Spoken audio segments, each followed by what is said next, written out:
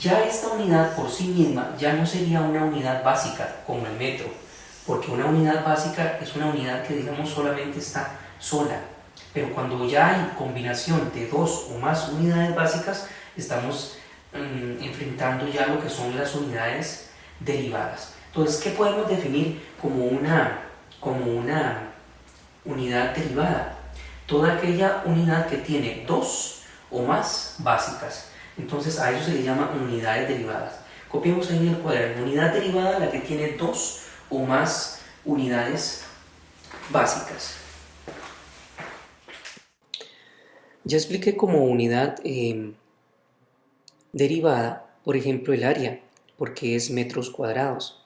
Pero también existen otras unidades derivadas como por ejemplo el peso. Recordemos que el peso es una fuerza y como al ser una fuerza es el producto de la masa por la aceleración, que en este caso la aceleración sería la aceleración de la gravedad. ¿Por qué yo le digo que el peso es una unidad derivada? Ya sabemos que el peso se representa con la letra P y que representa también a una fuerza. Recordemos que la fuerza no es otra cosa más que el producto de la masa, en este caso por la aceleración. Pero para el caso del peso, recordemos que el peso, la aceleración va a ser debida a la gravedad.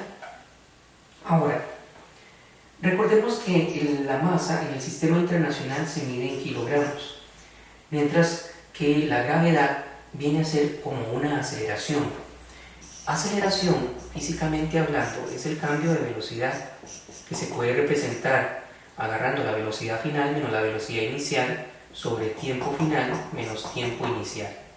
Tal vez esto lo vamos a explicar más en detalle más adelante, pero lo que sí me interesa que entendamos es que la aceleración, la velocidad se mide en metros por segundo, mientras que el tiempo se mide en segundos. Y si nosotros recordamos cómo trabajamos cuando hacemos fracciones, recordamos que son extremos por extremos y medios con medios. Entonces, las unidades de aceleración en este caso son metros sobre segundo a la 2. Y esta aceleración debida a la aceleración de la gravedad es lo que nosotros deberíamos representar aquí en la gravedad. Entonces, por eso el peso sería el producto de la masa por la gravedad. Y la gravedad se mide en metros sobre segundo a la 2. Tal vez ustedes ahora están un poquillo preocupados porque me podrán decir, pero Dios mío, ¿cómo vamos a hacer para recordar todo esto? Eso en su momento lo vamos a ir analizando y lo vamos a ver poco a poco hasta que nosotros podamos entender de dónde es que salen todas estas cantidades fundamentales. Pero lo que a mí me interesa que observemos acá es lo siguiente. ¿Por qué es que yo digo que el peso entonces se considera como una cantidad derivada? Precisamente porque tiene la combinación de dos o más cantidades fundamentales o básicas. Veamos el caso del kilogramo, veamos el caso del metro, veamos en el caso del segundo a la 2.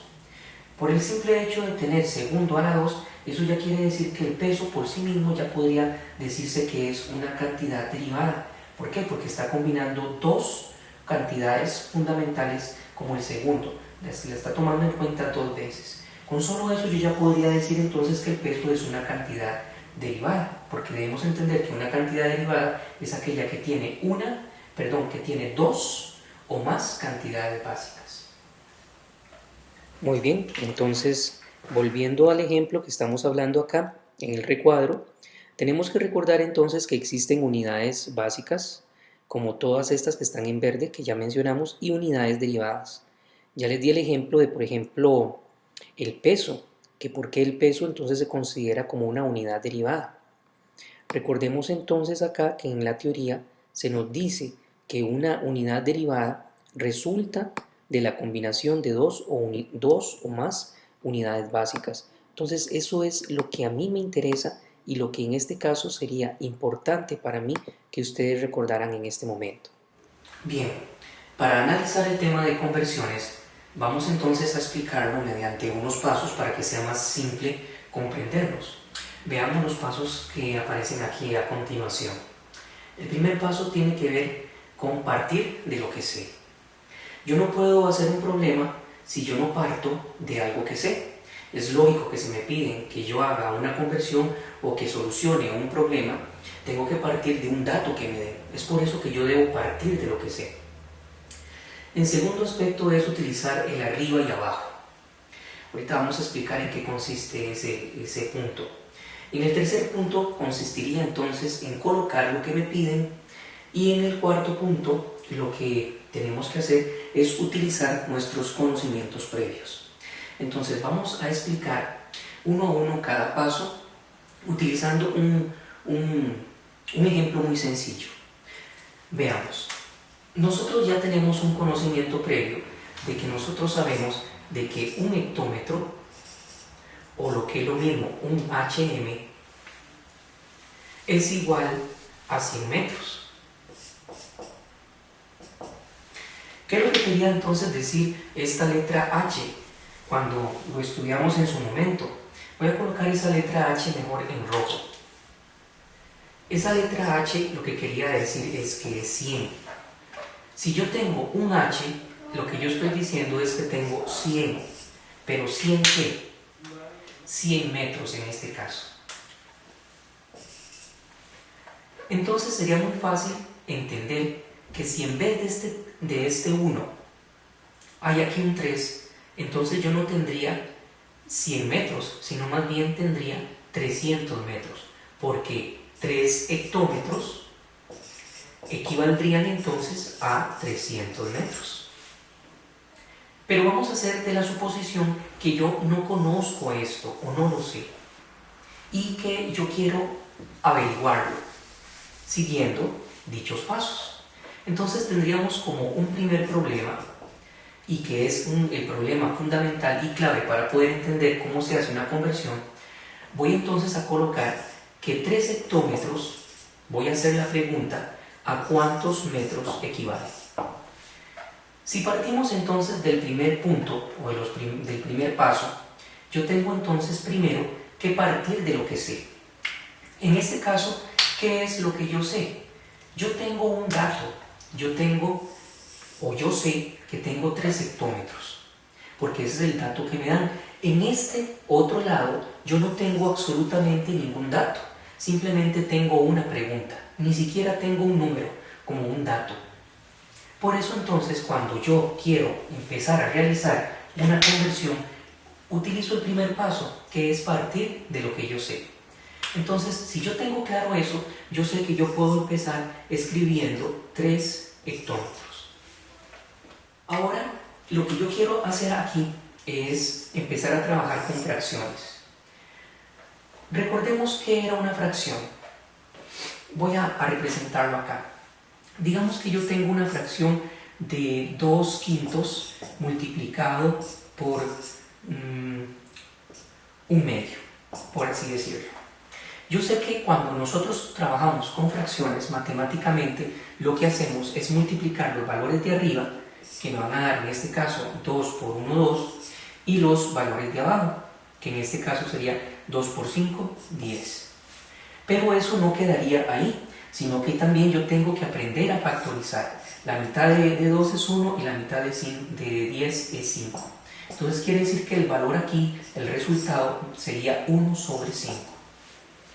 Más sin embargo, yo también sé que puedo hacer un truco. Por ejemplo, yo puedo decir que este se cancela y este se cancela, y verdaderamente aquí me quedaría 1/5, igual que lo que yo estoy observando como resultado final.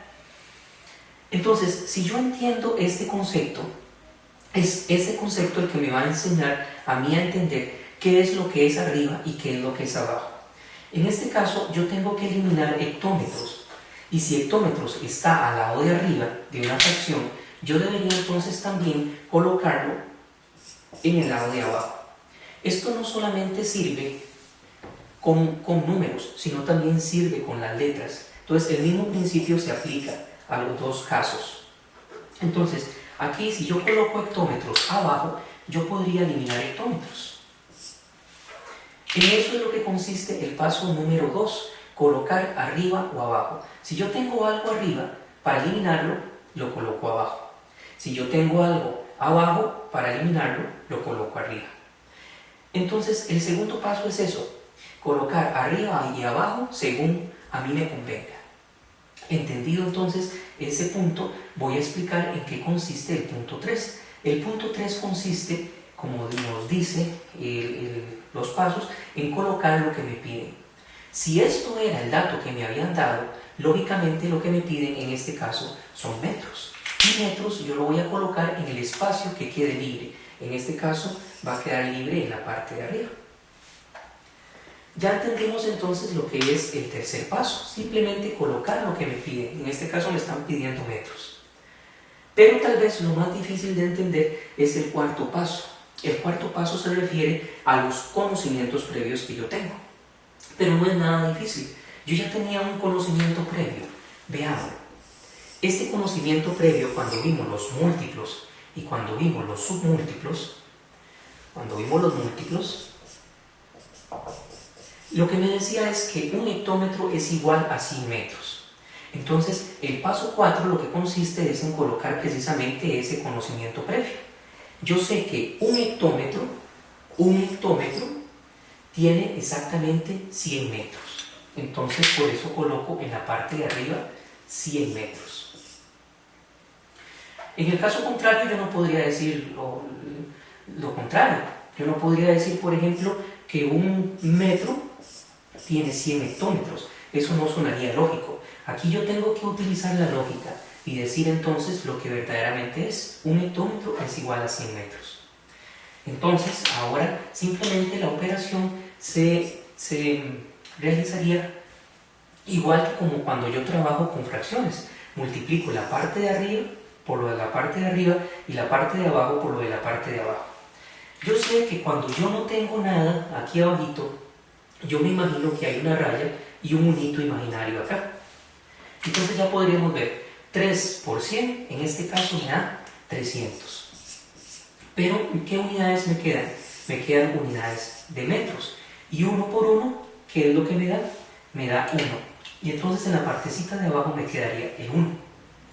Recordemos, primero se multiplica lo de arriba y después lo de abajo. El resultado de arriba se coloca arriba de la raya y el resultado de abajo, abajo de la raya.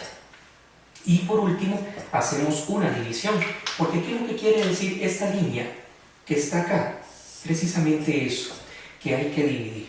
Entonces, si yo divido 300 metros entre 1, ciertamente me da 300 metros. Así entonces yo me puedo dar cuenta que si yo tengo 3 hectómetros, ya no 1, ya no serían 100, sino 300, como aquí lo estamos comprobando. Ahora, en el paso contrario, para que podamos aprender que lo podemos hacer de manera contraria, yo podría decir entonces cuántos hectómetros habría en 300 metros. Sería otro problema que podemos hacer. Entonces, hagámoslo en este momento.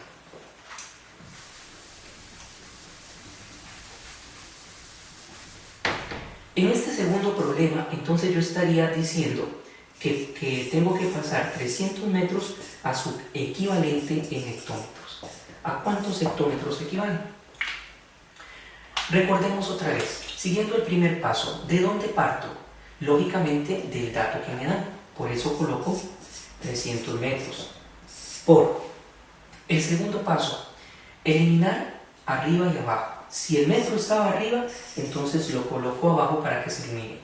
Tercer paso, colocar lo que me piden. Si elimino metros, entonces lo que me piden por lógica va a ser hectómetros. Lo coloco acá. Y cuarto paso, el conocimiento previo. ¿Qué conocimiento previo tenía yo? Que un hectómetro es igual a 300 metros. A 100 metros. Entonces, si realizamos nuevamente la operación, veamos cómo me da. 300 por 1 me da 300. ¿Pero 300 qué? 300 HM o hectómetros porque no se cancelará. Sobre un 1 imaginario por 100 me da 100. Y ya sé que esto al dividirse, entonces 300 entre 100 me queda 3. ¿Pero 3 qué? 3 hectómetros. De esta forma entonces yo les puedo demostrar, y hemos observado, que podemos hacerlo tanto de un lado para el otro, pero siguiendo los pasos. Y si ustedes entienden este principio y este ejemplo tan simple, pueden entonces solucionar cualquier otro ejemplo por más complejo que sea.